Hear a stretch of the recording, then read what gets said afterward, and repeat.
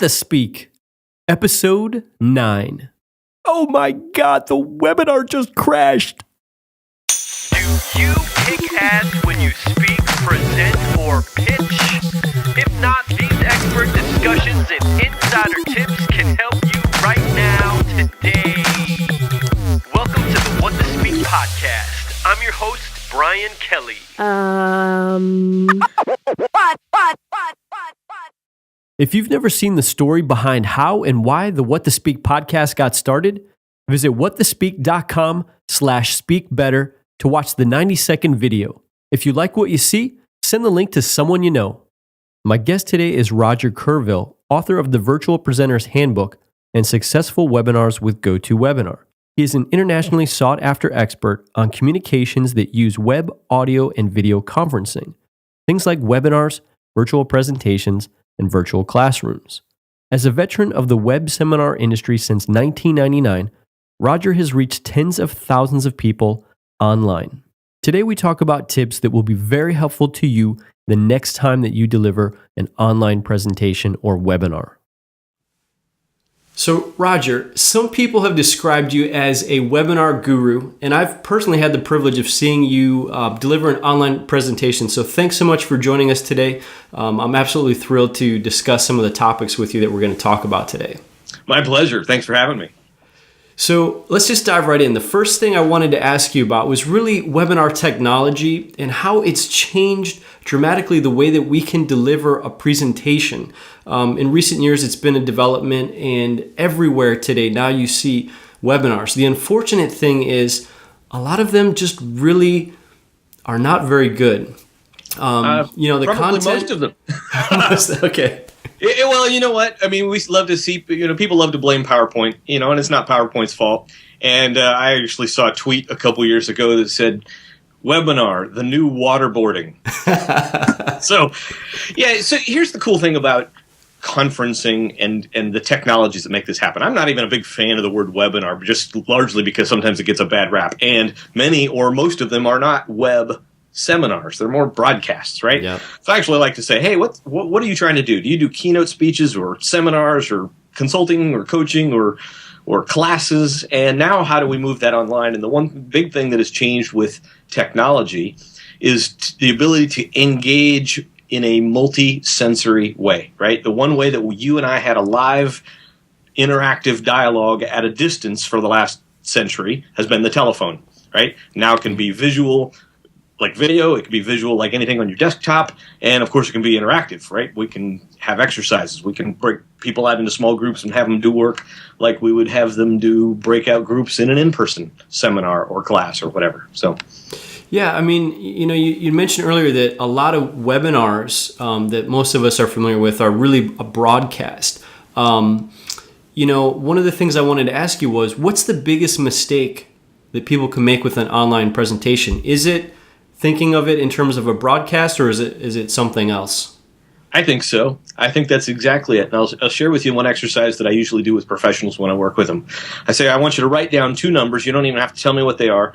What is the fee that you get or want to get for your live presentation? Let's just pretend it's $5,000. Now, I want you to, if you put that same program on a DVD or a DVD program, what would you charge for it? Let's say it's $100. Or $500. That's still a 10 or 50 to 1 ratio in terms of what you think you're delivering, right? Now, part of it's content, but part of it is the experience. And so if you draw a line and say, here's one at $5,000 and here's one at 500, what experience are you delivering when you connect people in a live format, and which direction do you think you'd like to go to create more value? So to me, I don't think there's anything wrong with a broadcast or a podcast or something that's pre-recorded or something on a DVD. The question is, what's the experience that you're delivering? And to me, it's a missed opportunity for speakers, entrepreneurs, or somebody to create value, because we create value in experiences, not just content. Right. Well, so we talked a little bit about kind of the broadcast format. What other kinds of presentations work best with live webinars, or that the tool or the technology? Well, all of those that I just rattled off all work. I think if there is something that is a best in terms of approximating that that value creation, it is those that have the most interactivity, right? So if you host a seminar and you have people write in their participant guide or turn to their neighbor and work on something and then come back and discuss it as a group, you can do all of that online. Now, let's take what we're using right here. You've probably done this too. I've done keynote presentations virtually to audience in Sydney or Australia from Portland, Oregon, and we could do it with just a piece of video like this. But that's pretty much a broadcast, and if that works, that's great. But I usually think it's whatever modality you communicate in that has interaction. Right? Is that small group coaching? Is that facilitating a class, albeit one we've just now moved online? To me, that tends to be the best opportunity. Now, for folks who are more like, let's say, sales professionals or other types of professionals that are used to getting up in front of an audience, putting up the slide deck, and delivering, kind of an information dump, are there ways that they can think differently about the technology that allows them to do a web seminar where you can have interaction, you can have discussion very much like you could in a real setting, but it takes that thought process or that understanding that, hey, there's something more that we can do here. Can you talk a little bit about that? Yep. The first is actually a heart and mind issue, which is one of accepting that a medium of communication always changes something, right? Very first, in newbies always first worry, I don't have the same eye contact or body language or whatever, right? That's what we lose. Now, the medium transforms what and how we connect, and that's not just true for web conferencing. That's how you would design an experience different for television versus radio versus writing your story versus standing on stage. So you talk about the salesperson.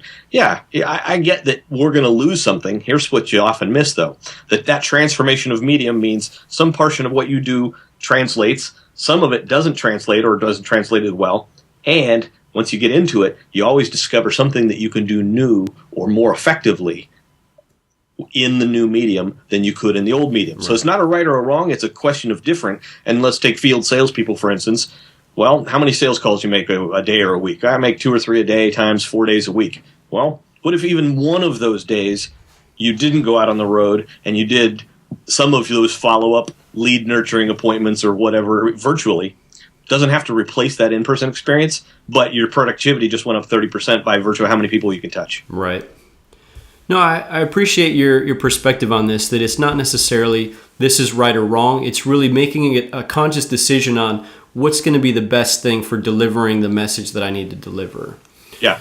The tide is shifting. I did a training for a sales team at a Fortune 500 company, and I was doing some group work with one of their regional teams, and one of the kind of slower adopters who wasn't too convinced said, "Hey, why? I just don't get it. I don't want to do this. This is what I'm not comfortable with it." And actually, I didn't even have to say anything. One of his peers piped up and said, "But Joe, whatever his name was, Joe, my customers are asking if we need to schedule an in-person meeting. Right. Hey, this is a follow-up to work on this part of the contract. I don't need to get on an airplane to Indianapolis again. Why don't we just knock this out for 30 minutes online and save trying to schedule a conference room and pretend we like each other over lunch." So, yeah, it seems like it's a lot more efficient in a certain sense, and maybe there's certain meetings that do require that face-to-face. Absolutely. And maybe there's other meetings that we could get done in a 20-minute Skype conversation what we need to get done. Yeah, I love presenting face-to-face too. I'm doing a keynote presentation for an educational conference on Friday, which will be in person. But my model's upside down for most people. 80% of my work is around the world virtually, and 20% of it is like the in-person thing, like at a conference. Excellent. So let's talk a little bit about what you describe as the 4 dimensions of engagement. How can we create opportunities for engagement through web seminars? What are some of the ideas or some of the, let's say, tactics that you recommend to people? Here are those 4 dimensions and something to look into in each one of them. The first one is your content, right? The number one most engaging thing anybody ever wants is they show up because they're asking, of course, what's in it for me? And we know from science that the brain likes to see content in certain patterns. Now, interestingly, nobody ever calls me and goes, "Hey, my content sucks," Could you help me with that? Interestingly, when I teach them a tactic or two, they often go, oh, that was really useful. So that's me, the presenter, reaching you. And the other side is you, and I want you, of course, to react, take action, interact with me or with the other people online. So there's this sense of connection, but then there is the medium in between us. Today it's Skype. Down the road it could be GoToMeeting, WebEx, Adobe Connect, whatever, right?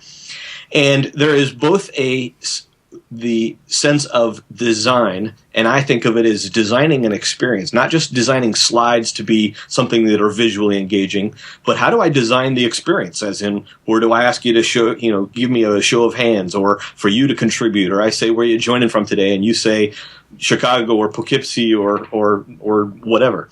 And then there's the actual delivery. And most people feel a sense of disconnect and discomfort. So the question really is one of how do we get to that place of it being natural and authentic? Because, you probably have heard this. An old phrase in the world of customer service is, let them hear you smile. Well, I've done 2 different studies which have shown that your voice is more important in a virtual presentation than in an online presentation. Why? Because we're probably a lot more focused on hearing you because I'm looking at your slides instead of looking at you. Right. Mostly. So not a right or a wrong, but it's the content, it's the interaction, it's the design of the experience, and it's the delivery. So I want to deviate a little bit from this, and some of the things that you said, where you talked a little bit about brain science, you talked a little bit about some research that you've done. This stuff isn't just things per se that you've made up. It's not things that you've kind of maybe necessarily just gotten through trial and error. Can you give us a little bit insight into how you've been leveraging, maybe it's brain science or neuroscience research, also the study of, how we learn as adults? Yep. Maybe give us a little insight into that. Yeah, there are two big buckets that I put research in, which is direct and inferential. So as you can imagine, there's not a lot of research in the world of webinars, and most of it's mine. I did a 1,200 person video conferencing study. I've done 8 or 9 different studies about. For me, my angle is behavioral, right? So it tends to be how do we adapt the behavior so that you and I are connecting in the most authentic way, because that's what you're going to find most motivating if my goal is to get you to take action on the thing that I just taught you or that which I'm trying to sell you or whatever. But then there's inferential things which infer how you should do things, right? So how do I construct a persuasive presentation or an informational presentation? There's all kinds of science in the world of rhetoric and a number of other things that suggest this is how the brain likes to see content, right? Like Simon Sinek's now famous TED Talk, Start With Why. Yep. Well, there's how you sequence information and that kind of thing is an important piece of that dimension. The same holds true with how you design what you're trying to communicate visually. We all like to talk about death by PowerPoint. There's only about 70 studies done in the world of PowerPoint, which really isn't a lot given to many or most fields of study. But they all bring something to the table in terms of going, okay, what can we infer? What do we learn from that study? But also, what can we infer that might change given the change of medium through which we're communicating? So that's the 2 big buckets. Excellent. Well, it's really fascinating to be able to take that and apply it not only to the world of presentations, but then going a step beyond that, where we're connected, but we're disconnected through this new technological innovation that allows us to deliver a presentation virtually. Yeah. But you brought up the idea of adult learning. That doesn't mean we can't actually tap into some of the most critical elements of adult learning, which, oh, by the way, isn't broadcast. Right? Even the word educate comes from the Latin meaning educere, meaning to educe, to draw out.